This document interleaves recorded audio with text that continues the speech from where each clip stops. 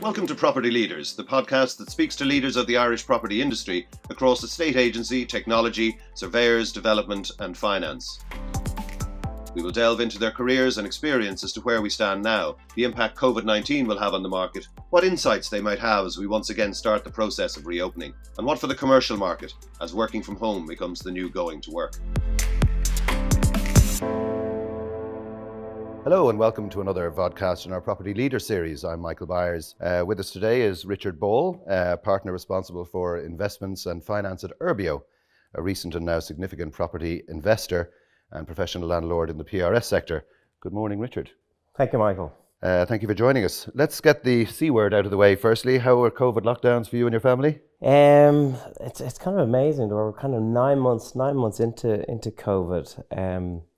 I suppose you definitely say the second lockdown, we find that particularly challenging at home, because once you got through the first one, you were kind of hoping, okay, you just stay maybe this level 3. But look, went back into lockdown, kind of back through, and hopefully, look, everyone's looking forward to having a bit of a normal Christmas, hopefully. Yeah, really.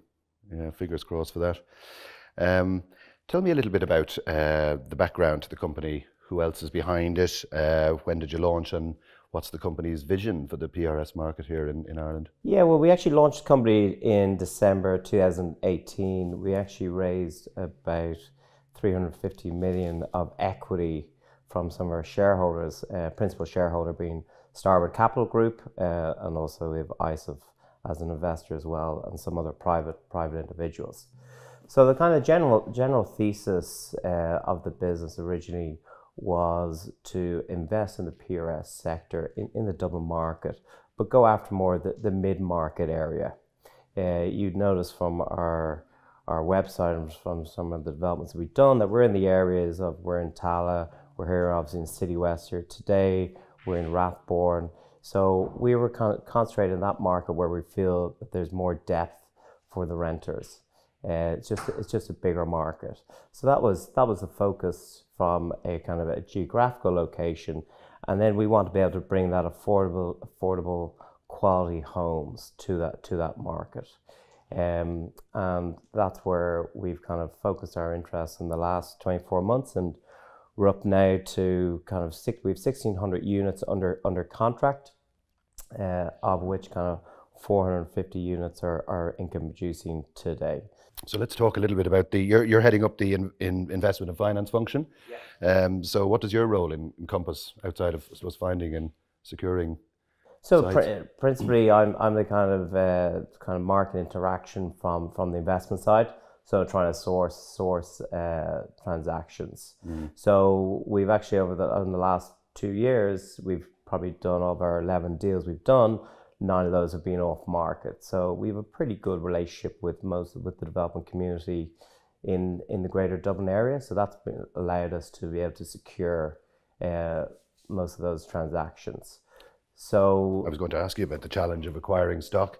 Obviously you're reliant on developers delivering homes to you and everything. Has COVID impacted the speed of the delivery of all of that? Yeah, amazing. Obviously the construction sector was shut down for a period of time, and there was obviously delays, but in fairness to most of the developers, they've actually caught up on their delivery timelines. Right. So case in point here with Kern Homes developing for us in City West, we were probably anticipating maybe to have two blocks delivered maybe in January, but they're able to deliver them before Christmas, which we were delighted to be able to close on. And hopefully it looks like we're going to have a number of people in here for Christmas, which is fantastic. Wow, okay. And secondly, of course, the other issue with trying to get stock, you're not the only player, I suppose, in this market. Other professional landlords having established themselves with the Kennedy Wilsons and the IRES and OCU and ILAM, etc.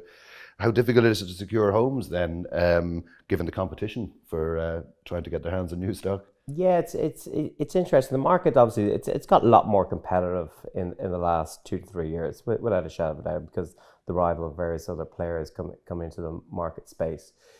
But it really just comes down to the relationship that you have, the reputation that you can build in the market. I would like to think that Urbeo has a very good reputation in the market particularly from an execution point of view. Because how we are structured, we're pretty flatlined that we can get through a transaction reasonably quickly. And the reason why we can do that is we actually know what we want. We have most of the skills we have in-house. So we have Antti Sweetman, who heads up on the development side, and Felix McKenna on the asset management side. So we pretty much know what we want when we get into a transaction, and that greatly helps both our reputation in the market and also building that relationship with the developers, which are key because they're ultimately our partners. Yeah. During the construction phase. Richard, you were saying you have about 1,600 units in your portfolio now, of which 450 are live. How many do you hope to have in the end? Is there an end goal for a certain amount you'd like to have, and what are the timelines for that? Well, I suppose at the moment, like when we start off, we are with this initial kind of capital raise at 350. We're always kind of targeting kind of 2,000 plus units. So obviously we don't have a sniffing way to go for that. So I think the next immediate focus is definitely going to be on the leasing side. We're going to be an exceptionally busy year next year. So what we're trying to perfect and improve on is certainly our marketing side, and we've actually internalized our marketing function of the business because we think that's hugely important, because back to the competition point, it's just going to get a lot more competitive, and we can see that coming down the track. So I think the immediate focus is definitely going to be on the leasing side as we populate through or convert our kind of our forward purchase pipeline to existing stock. Obviously we are still out in the market. We are looking at a couple of deals actually at the moment, and we will continue to invest in the market if we think the opportunity is right. Yeah, I assume it's not that difficult to rent at the moment in terms of your product coming on stream, just with the supply issues that there are in the market. Yeah, it's been very interesting actually. I suppose if you go back to March, we would have definitely been a little bit apprehensive, seeing what the future was going to entail. But we've been pleasantly surprised. The absorption rates have held up particularly well. When we launch new developments, the interest has actually been very, very strong. It's probably surprised us to the upside. So that's been very, very positive. I think we're lucky where we're focused as well. We're in kind of deeper pools of renters. So being in the areas like Tallaght and City West definitely has the benefits, I think, even during the COVID time, because I think a lot of places where it's had trouble is really the city centre. The city centre's had a really rough 6 months of it from the rental side, because the more transient nature of the occupier in the city centre. Yeah, now so many people are looking to work from home now as well, so they don't need to be in the city as well. Yeah, poor cities are struggling. Now, when I was a lad, you left school and you got a job, and then you met a girl and you bought a house and you settled down and you got married. And at that time, if I remember, it was like a sort of a 90-10 split in terms of owner-occupiers versus renters. Now, that's changed dramatically over the last number of years. Why is that, do you think, and what would you think the split is about now? Well, it is, I think, like you would have seen from the 2016 census, I think the kind of tipping point where the majority of people started on their homes had to be the age of kind of 35. So up to the age of 35, the majority were renting. And they're renting, I suppose, probably two principal reasons. One, from a lifestyle perspective. They don't want to make that early commitment. They want to be able to go off and work and travel in different locations. And then secondly, obviously you're seeing everyone's probably, whether they're going to go on and get married, that's probably happening later in life. So that natural decision to go and acquire a house or an apartment is probably happening later in people's lives. Right. So I think, you can see the younger generation, they're more interested on particular experiences. They want to have more optionality in their life, and they don't want to say, look, I'm going to stay here and live in Dublin for 20 odd years. I want to go off and experience different things. And we see it the other way as well, because obviously we're such a large tech employer in this country, and we get about 30,000 people a year from net migration coming in, and they're coming in to experience Ireland, to live here for a number of years, and that's where we ultimately saw the gap in the market to provide rental accommodation to those workers as well, because they're not naturally long-term homeowners in this country. Maybe they will be, but when they come in initially, their preference is to rent. Right. And given that, what sort of percentage of apartments and houses that are being built are now going into the buy-to-rent? We know that not enough stock is coming on stream in general. What's the sort of the split now then between what's going into buy-to-rent for organisations like yourselves and then people who want to buy? Yeah, but I think if you take that in two parts. I think that, like, the first part you got to look is, okay, the majority of developers that we deal with probably wouldn't have built the apartments that we've ended up acquiring unless they had a commitment from the likes of Urbeo or another competitor in the market. Because in order for them to go and secure finance, they need to, or encourage from their financial institutions to be able to pre-sell the block. So I would say we have actually encouraged supply to the market, or actually enabled supply to the market, and that's from the capital coming in, making a forward purchase contract that's allowed people to go on and get on site and to actually to deliver.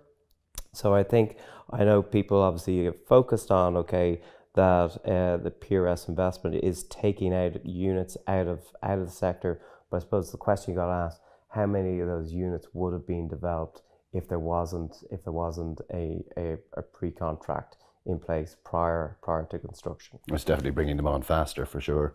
Definitely, and I think, and the other part to that is what maybe some people don't appreciate is that the PRS market is effectively playing a premium to breakup value. So what I mean by that is they're paying a higher price than what you could go and buy a 2-bed in a particular location for, and that's more in the areas around, say, the M50, and you're kind of saying, okay, well, why does that occur? Well, that's that in order for a developer to build and actually to make a profit, those are the prices that need to be paid, and he needs to receive. So he wouldn't go and do that development if he knew he'd have to go and sell it to the individual market, because he'd be uncompetitive. Yeah, and the longer you're sitting on stock, I suppose, the more expensive it becomes to you. Let's move on to the homes themselves. On your website, it says Urbeo is creating affordable, high-quality rental property in great locations that a new generation of people are proud to call home.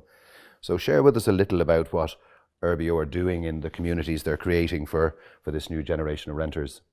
Yeah, I think, look, the most important part of what Urbeo is doing is make sure that they're professionally managed. And it sounds so simple, but it's amazing. Most of our applicants, we get about a third of our applicants coming from either existing rental properties or landlords selling up. And they're actually they come here, and we offer them a service that very clearly, look, that the resident pays a rent per month, and after that we look after the apartment. If there's any maintenance issues, whatever, you make a call and it gets responded normally within a 24 hour period. We obviously provide a level of fit out which we think for the area of the market that we're operating in is a particularly high standard, and a lot of the residents actually comment on that, because we are very keen, and we'd love people to stay with us as long as they want. Okay. Because we're not selling or breaking up these units. These are long-term rental units. So if somebody wants to come in and sign a lease with us for 10 years, that's absolutely fine. Is it? I was going to ask you about that. Do they have a choice of rental periods? And because this is the whole point, isn't it? The people are thinking about rental as a long-term solution for their living. And of course, look, and the way most people's lives is, look, they want to rent for a period a period, and whether they want to go off and live somewhere else or travel, or maybe in the future they want to go and acquire their own home. But it's amazing. You do get people coming in who do inquire about longer term rental options. Do you? Okay. Yeah, and we're obviously happy. We're obviously happy to have those conversations. Right. We're actually, as you mentioned earlier, we're here in City West in the residential lounge here in Block B1, I think it is. I can see parcel boxes. There's obviously nice sort of furniture here, TVs. There's a little sort of a cinema conference room in there as well. Where does that all fit into the thinking, and is there much demand for this kind of space? Yeah, because you could probably put 3 apartments in here. Look, this is all back to the point of the service we're trying to offer to our residents as well. And we're lucky with a development like this that there was always going to be a residence lounge and spaces allocated for that. And you can see the kind of the standard of kind of fit out that we put into this area. So we want to make this an area where, look, we appreciate people are living in the homes, and a lot of our residents have young children. So like we're already trying to come up with ideas. What can we do on the weekends? Is, look, can we get them to come down here? You can have a coffee. We set up a playroom inside in our multi-purpose room for the kids, with hosts from arts and crafts, to give the parents or to get the kids entertained for an hour or two, so the parents can have a bit of a break and maybe interact with other people as well. So we're trying to use these places to leverage off what we think the profile of our residents will want. So it's flexible. It's pretty much like a blank canvas. That's why we call it a multi-purpose room, the room just beside as well, because we think it's just going to have many different functions, from either hosting gym classes to having cinema nights for families, to renting out for birthday parties. A little bit of Pilates. Yep, Pilates. I know you did some streaming of that. We did. Yeah. So we're open. Look, like going back to an earlier question there, just like what does Urbeo, or like what's Urbeo trying to provide, or what's the U brand trying to do for its residents? Like we're even conscious. Look, here we are coming up to Christmas time. Obviously, if we were allowed, it would be easier to be able to have a Santa here for all the kids. But that said, look, we're still going to have a Santa drive up and arrive, and we'll be giving kids some I think gingerbread houses to go up and do. So it's trying to create that engagement with our residents. Like, we're not interested in just having people coming in, living in the units, and not trying to have any interaction with either other people if they do want. So we're going to try and facilitate that where possible. And yeah, the U Living brand, as you mentioned there, is very much the consumer facing element of it. Is the thinking that if somebody's looking to rent and they know that it's a U building, that they'll kind of know what to expect then in terms of. That's it. That's it. It's all about trying to create that standard. And look, we're just starting off on that journey. And in fairness to the team, they're hugely enthusiastic about it. And I suppose we're always looking from the point of view is, what can we do that's a little bit different than the competition? And a classic example is we've had a lot of residents check in the last, say, 2-3 months in various different developments, and because a lot of people are working from home, trying to get broadband is becoming a bigger issue. Some people were told, well, look, there's a waiting time up here of nearly 6 weeks. So we said, look, this isn't right. Okay, so we went off and we've got our own now dedicated account manager with Virgin Media. So when a resident comes into our block, we give them a particular number to ring, and they will normally get broadband within 3 working days. Love that. That's a big selling feature, isn't it? And what about externally? Are there communal sort of play areas and parks or playgrounds or any of that, or is that part of the plan? Yeah, there is. Obviously, in the development here, there's going to be there's a playground, and there's a lot of communal space around. Look, and we've got thoughts and to try and see how can you help particularly in the summertime. Can you get some outdoor space for children to play?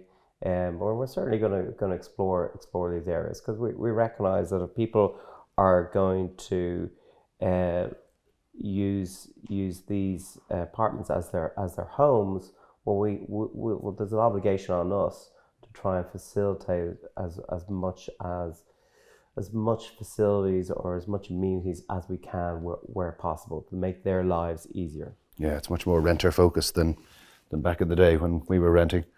It is. Well, it's going to come down to the competition point. Like, and this is the great thing, that the standards are going to be driven to another level. Yeah. And the competition is only just starting. Only just starting. More to come. I mean, we're tens of thousands of units away from where we need to be. So. Yeah, and it is, and it's people and residents. The way I can see in the future is they're going to get a lot more focus on how buildings are managed, how they're operated. Do they know who the landlords are behind them? And obviously we don't all live in the world of social media, but social media is such a dominant force in our world now that you live by a couple of bad reviews, and it's not good. It's not good for business. No, for sure. And what about rents then, in terms of setting your pricing for all of that?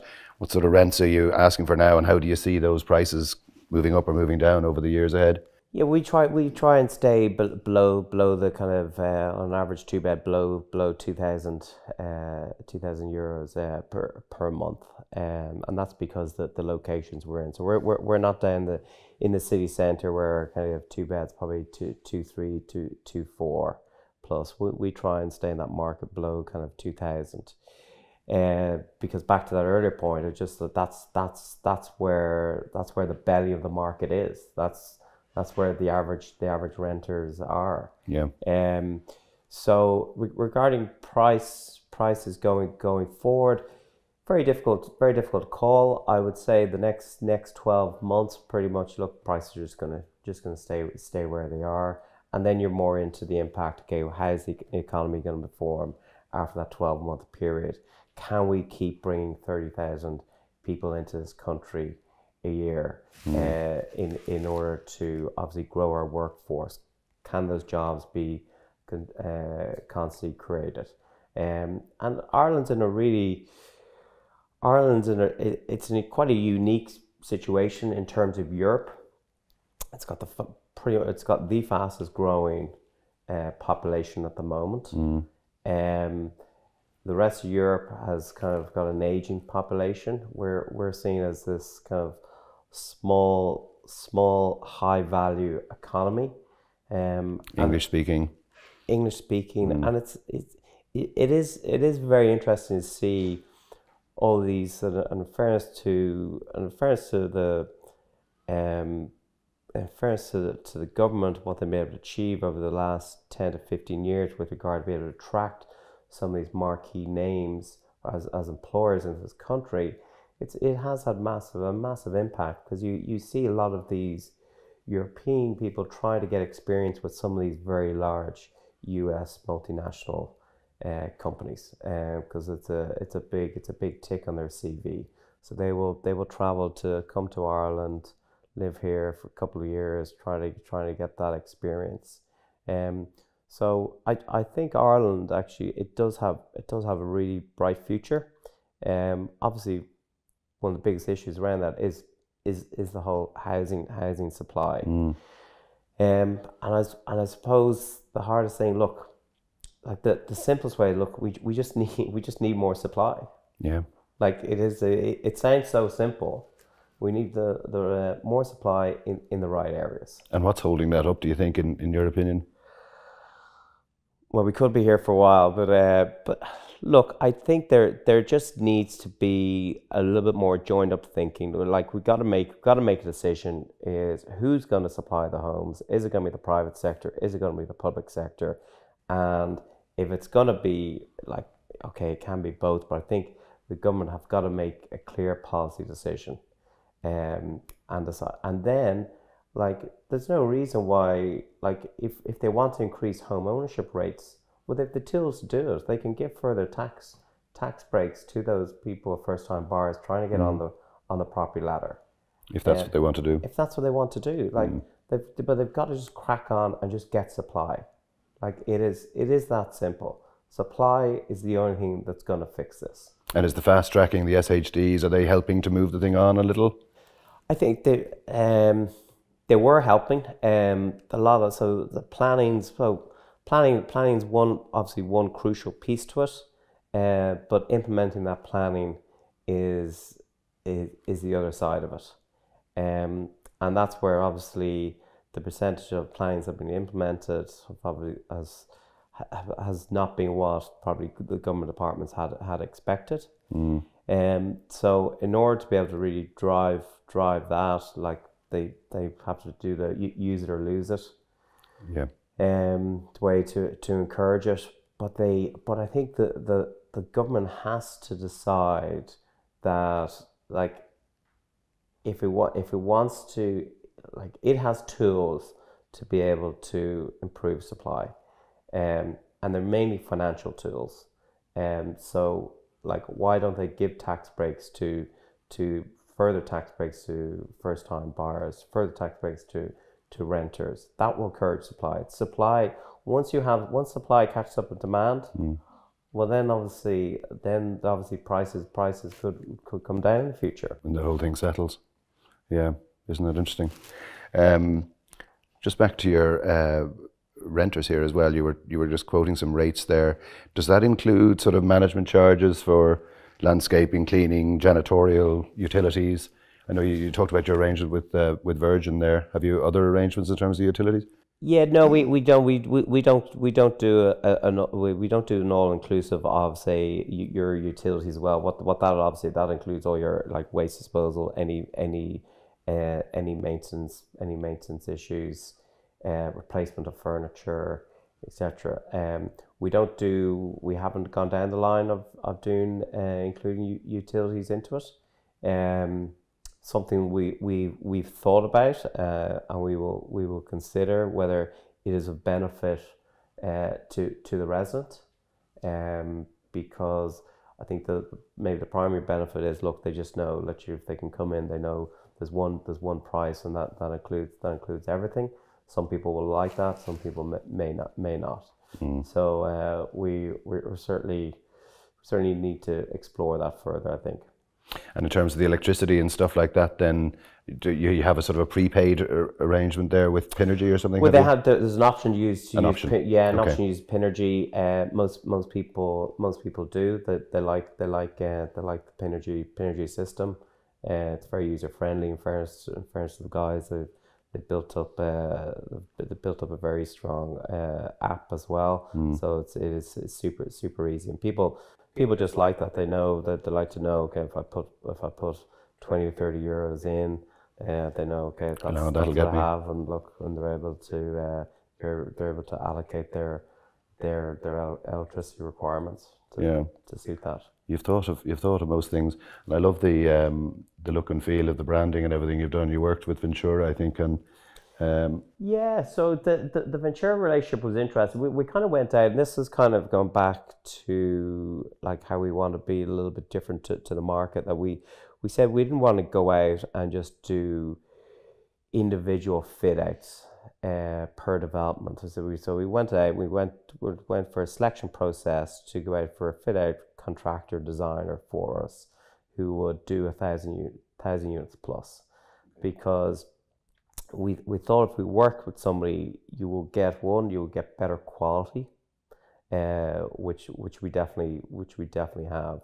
We believe for the price point that we are in the market, we think the quality of the furniture is very strong, and then we also wanted a company to be able to work with us and to be able to think outside the box, like and come up with little add-ons. Like, so we've just done actually a very interesting thing with our kind of our beds. We've got new storage in our beds, so it's that you can underbed, lovely. Yeah, you can pull up the bed, and you have a whole storage area underneath now. And we're able to work with Ventura to come up with that. And then we're always thinking about design. We asked them to come in here and have a look about this area. And look, and like anything, we're not saying this is this is perfect, but this is where we feel we want to make that feeling like come in, it's comfortable. People would just come down, you can sit down, there's areas to go out in the front area, they're there to go on your laptop. We have a TV screen there, and people want to come down and watch a match, whatever, while they're on their laptop. And then just around the lighting and trying to create that atmosphere, where people are comfortable and they can actually feel they can maybe have a chat with other fellow residents as well. Yeah, it works for me. What about pets? Have you decided to welcome in furry friends into your developments? Yeah, I think the way we've looked at it, it's kind of on a kind of development by development basis, depending on size or everything. But yeah, we are open to pets. It's interesting. It's becoming a bigger part of the rental market as well. You see more renters have pets. I don't know whether everybody bought. I was going to say, pets. I don't know if a lot of them acquire them in the last 9 months. But there's definitely, we've noticed that there's been an uptick on the number of renters coming with pets. Yeah. So of course we have to adapt. You have to say, look, if that's what the market wants, then we got to cater for it. And there's companies now doing bicycle rental and stuff like that as well. Is that something you might consider? Yeah, we bicycle rental. We do, obviously. We have our car rental system as well that we're here. So I would say what's really interesting, actually, the percentage of people that are applying now for units, the car ownership rate has just plummeted. Has just plummeted, and I actually don't know has that picked up even in the last 9 months.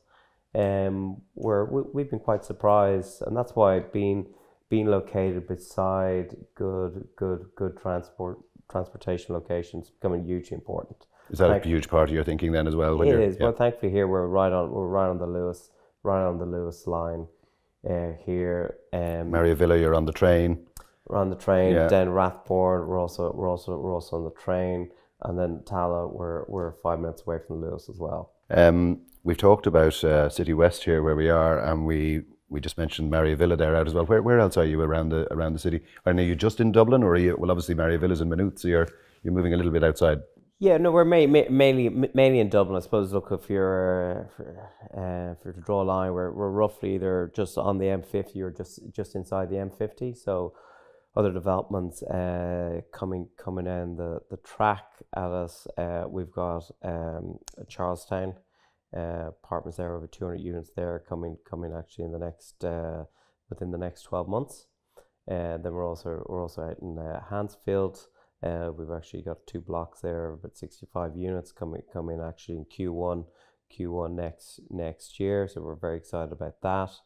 And then we have a development out in Clay Farm, there just beside Sandyford. So we've as I said earlier, the next 12 months we've been busy, and we've got our first 2 blocks here, and we have another 4 blocks coming in City West in Q1 as well. So yeah, we're mainly we concentrate on the Dublin area. We did actually look outside. We looked down in Cork. Really liked the Cork market. I suppose the hard thing for Cork is just the affordability point to be able to build, and for a developer to actually make a profit. Okay. Because you're it costs pretty much the same to build a 2-bed in Dublin as it does in Cork. There might be a little bit of savings on labour, but it's not significant, and they just don't have the rental levels. Doesn't get the rental levels. So, which is unfortunate, because Cork really needs it, and the same for Galway and Limerick. I can see that in the next 5 years. I can see operators starting to expand, and there is 1 or 2 down there, but they acquired kind of previously built stock. So in order for kind of say the PRS side to come in, I think that will happen, but I think it's going to take of a couple of years. What about the north? Is that something that's of interest to you? North of Ireland, into no, Belfast or anything? Not an area. Not an area we've looked at in any detail at all. Great. Richard, it's fascinating. I think it's a very interesting business in the whole residential market. It's grown so quickly, and good luck to you and Urbeo going forward, and thank you for your time on Property Leaders today. Perfect. Thank you very much. And happy Christmas. Thank you.